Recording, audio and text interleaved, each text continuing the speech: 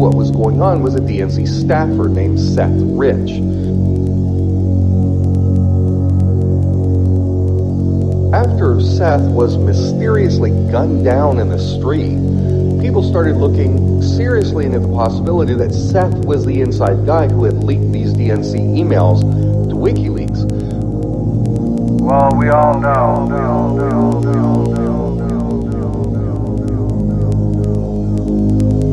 George Webb.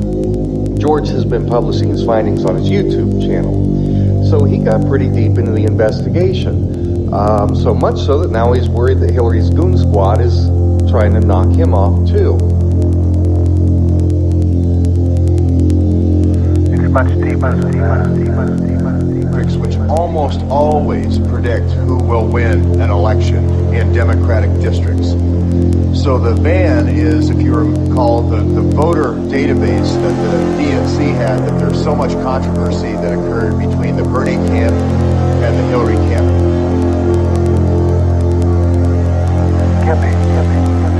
And Seth Rich's involvement in the van and getting out the vote and those key bellwether districts. Why are the bellwether districts so important? I don't care. Well, our person that gave us the leak a few days ago on that thumb drive, I think you remember Trish, if you watch crowdsourcethetruth.org, you remember Trish coming down from Boston, you remember the surreptitious meeting?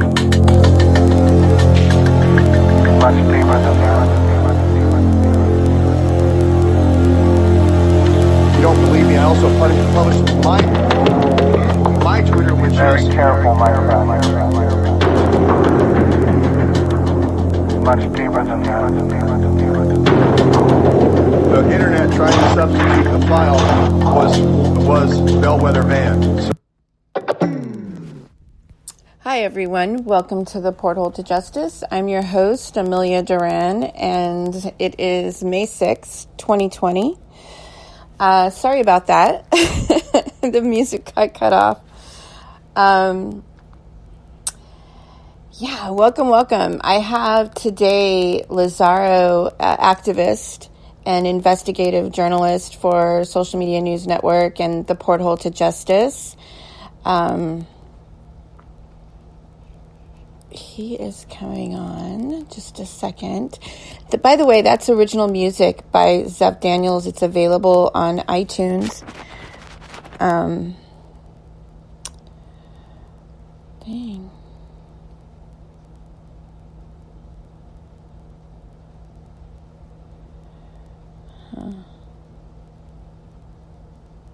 This is so strange. It's like everything just got wiped out. I may have to start over.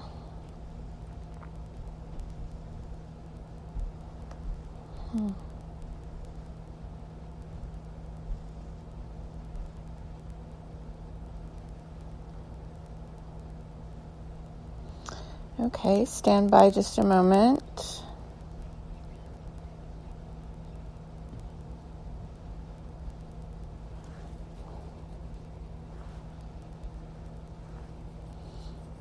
I downloaded the app before I came on and it's like disappeared.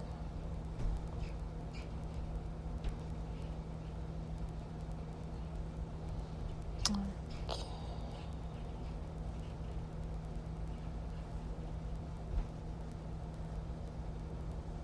Maybe Laz can call me. Maybe you can go, oh here. Okay. See. Oh, I see. It died.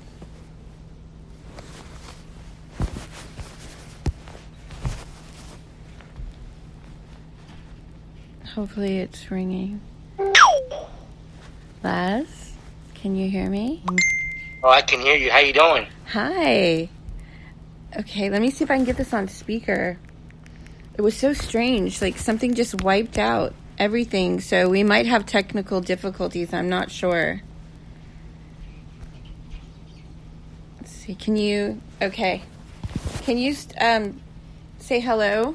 1 2 1 2 testing. Hello. 1 2 testing. 1 2 3 testing. Okay, great.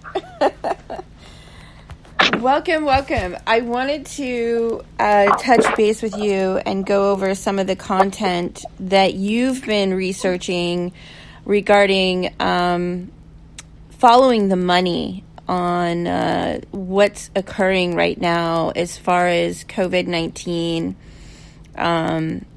and just a lot of stuff has come to the surface, and I posted a bunch of content, and I know your expertise is investigative journalism, so I'm looking forward to hearing what you have to share with us today.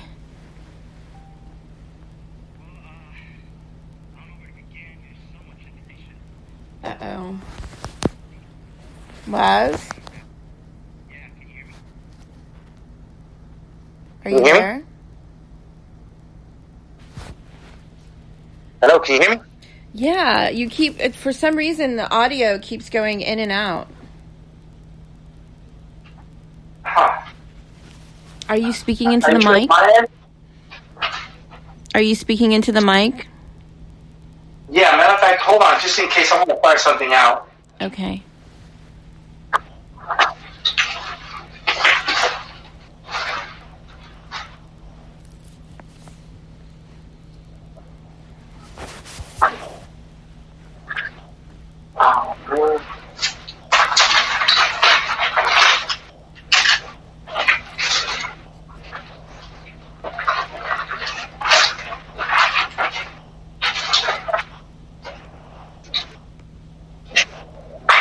Okay, so it's crazy.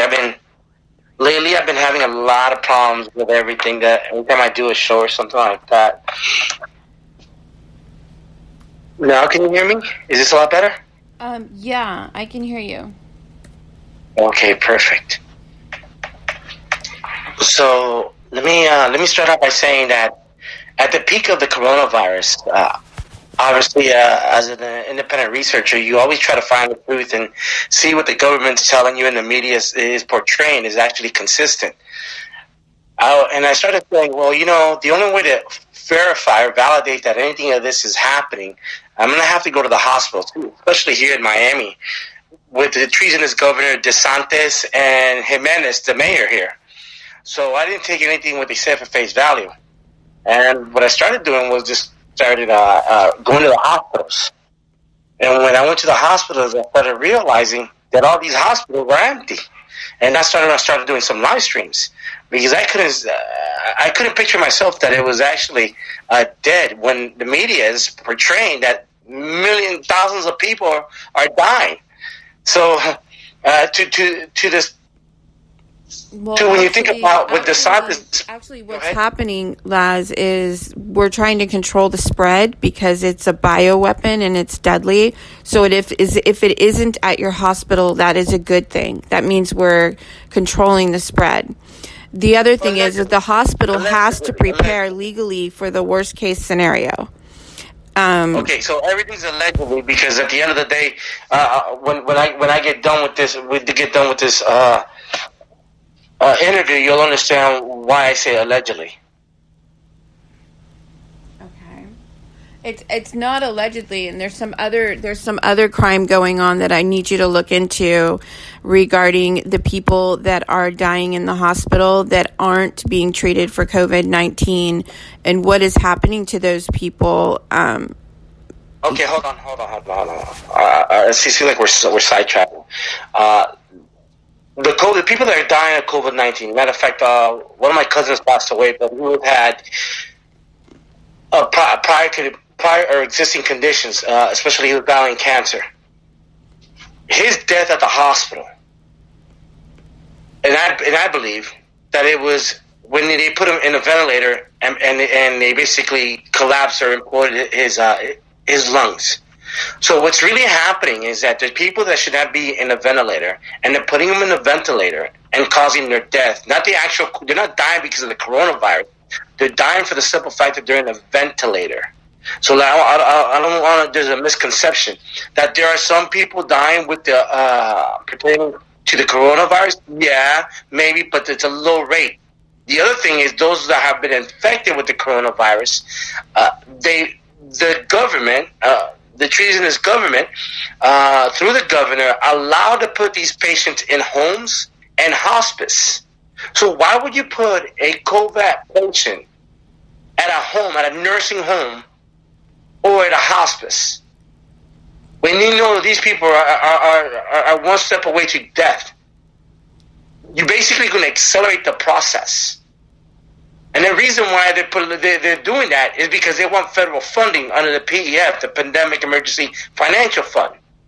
And under the Pandemic Emergency Financial Fund, it had to break down in two scenarios. Scenario one, it had to consist more than 8 countries. Scenario two, it had to be more than 12 consecutive weeks. In order to release the $2 billion that was there at first.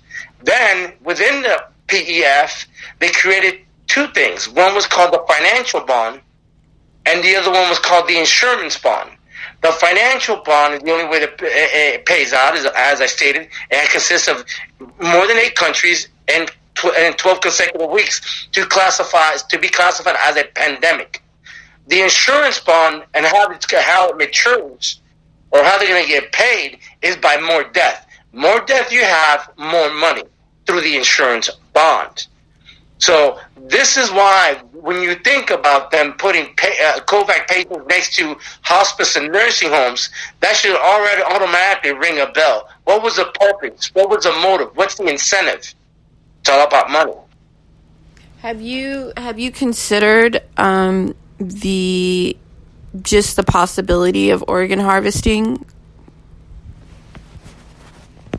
That's a good possibility, but at this point, even if let's say it's organ harvesting, who the hell wants to have an organ from a COVID patient or from an elderly patient dying from the hospice? Not all of these patients are COVID. Well, I agree, because they have pre-existing conditions. But when they're surrounded by COVID, then they're done. The other thing is, even if some of these patients are not COVID, they automatically put them in a ventilator, and then they blow up their lungs, and that's what you have, death.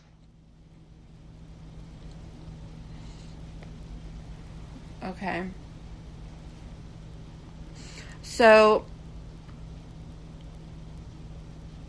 the thing is I think there's a lot of different agendas going on.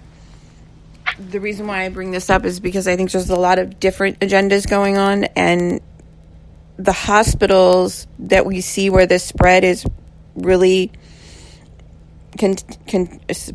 bad. Maybe we should look into the people that have holdings in these hospitals, in these locations, investors.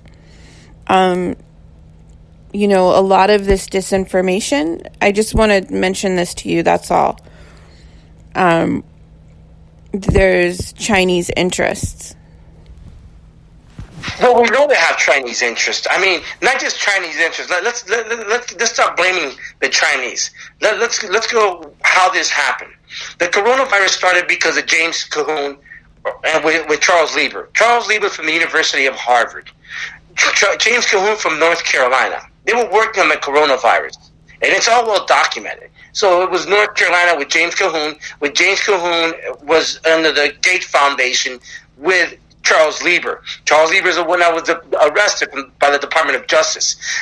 Charles Lieber falsified financial records that he was going to for the purpose of going to Canada and Wuhan, China. He helped 2 other scientists steal that coronavirus from the laboratory in Canada. And that coronavirus was transferred to Wuhan, China, where 2 people have financial interests in this laboratory. One is Bill Gates, the other one is George Soros. In that laboratory, they injected the HIV virus in that coronavirus. These are facts. 2, the Wuhan laboratory is WUXI Abtec. WUXI Abtec is with Birthright Institute. Again, going back to the